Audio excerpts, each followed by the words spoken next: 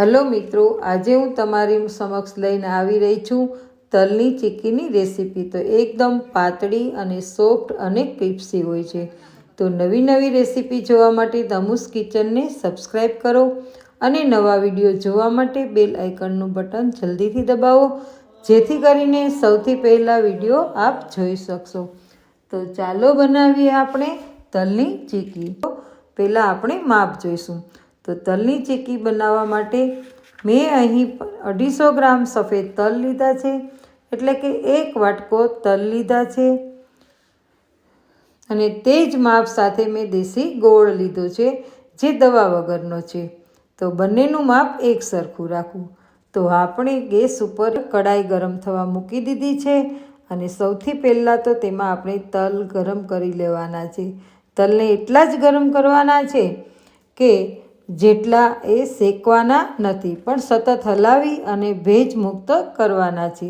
तो हवे आपणा तल फूटवा लाग्या छे, तो आपणे तेने नीचे उतारी लेशुं। हवे आपणे एक कढ़ाई गैस पर गरम थवा मूकी देशुं अने तेमां 1 चमची तेल एड करशुं। तमे तेमां 1 चमची घी पण मूकी शको छो अने तुरंत तेमां आपणे गोळ उमेरी देवानो छे અને સતત હલાવવાનું છે કે ગોળની પાય લેવાની છે।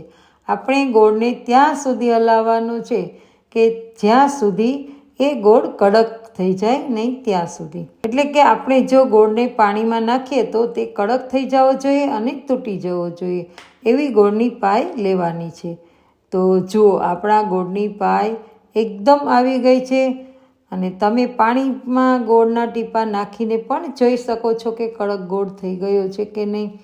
તો હવે આપણો પાયો આવી ગયો છે અને તેમાં આપણે શેકેલા સફેદ તલને એડ કરી દઈશું અને સારી રીતે મિક્સ કરી દઈશું। તો જુઓ, ગોળ અને તલનું મિક્સર તૈયાર થઈ ગયું છે અને હવે આપણે તેને ઢાળવા માટે એટલે કે પાથરવા માટે થઈને મેં પ્લેટફોર્મ સાફ કરી લીધું છે અને તેની ઉપર તેલ લગાવી લીધું છે અને તલ અને ગોળનું જે ગરમ મિક્સર છે તે આપણે પ્લેટફોર્મ ઉપર પાથરી દઈશું અને તેને આપણે પાણીવાળો હાથ કરી અને થોડું થપથપાવી લેશું અને વેલણથી વણી લેશું। તો મેં એના પછી વેલણથી વણતા તેની ઉપર પ્લાસ્ટિક પણ રાખ્યું છે, જેથી કરીને પ્લાસ્ટિક રાખવાથી વેલણમાં તલ છે તે ચોટે નહીં અને એકદમ આપણે પાતળું બજાર જેવું જ તેની ચીક્કી બનાવી શકીએ। તેથી આપણે એને વણી લઈએ અને આ છે જે તલ તે ગરમ હોય ત્યારે જ વણી લેવા, જેથી કરી અને એકદમ પાતળી અને સોફ્ટ ચીક્કી બને। તો હવે આપણે જુઓ કેવું સરસ મજાનું વણાઈ ગયું છે, પાતળી ચીક્કી બની ગઈ છે। તો હવે આપણે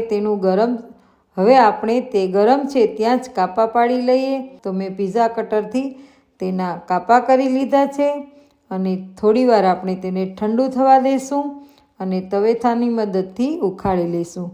ચીક્કી ગરમ હોય ને ત્યારે જ તેના પીસ કરી લેવા, જો ઠંડી થઈ જાય તો પીસ બરાબર થતા નથી। તો જુઓ, આપણી વણાયેલી ચીક્કી એકદમ તૈયાર થઈ ગઈ છે અને હવે તેના પીસને આપણે છૂટા પાડી અને સર્વ કરી દઈશું। આ એકવાર બનાવો અને ઘણા દિવસો સુધી તેને તમે સ્ટોર કરી શકો છો। તો બજાર જેવી ચીક્કી ફટાફટ 10 મિનિટમાં જ બની જાય છે। તો તમને આ રેસીપી કેવી લાગી તે કમેન્ટમાં જરૂરથી જણાવજો અને લાઈક કરજો, શેર કરજો અને ફ્રેન્ડ સર્કલમાં પણ શેર કરી દેજો। આવજો।